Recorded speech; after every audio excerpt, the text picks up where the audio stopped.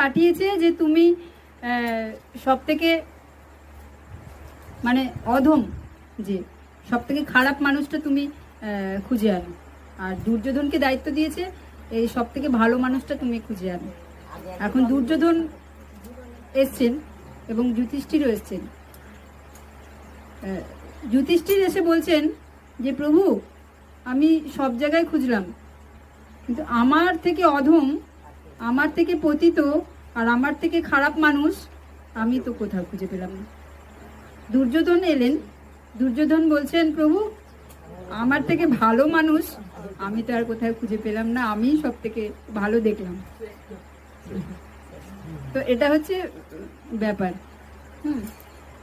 তো যখনই ওই অহংকারটা চলে আসবে না, সব শেষ। এই একটু আগে বললাম যে সেই বলছিল কি আমি তো অনেক কিছু করি, আমি অনেক বুকস ডিস্ট্রিবিউশন করি, আমি অনেক প্রচার করি, পেছন থেকে সেই জুনিয়র ভক্ত মাতাজি গেল গেল শেষ শেষ শেষ।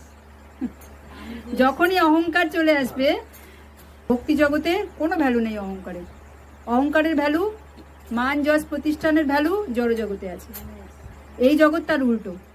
এই জগতে ওখানে যে যত শো আপ করতে পারবে, যে যত দেখাতে পারবে নিজের ঐশ্বর্য, তত লোকে সম্মান দেবে।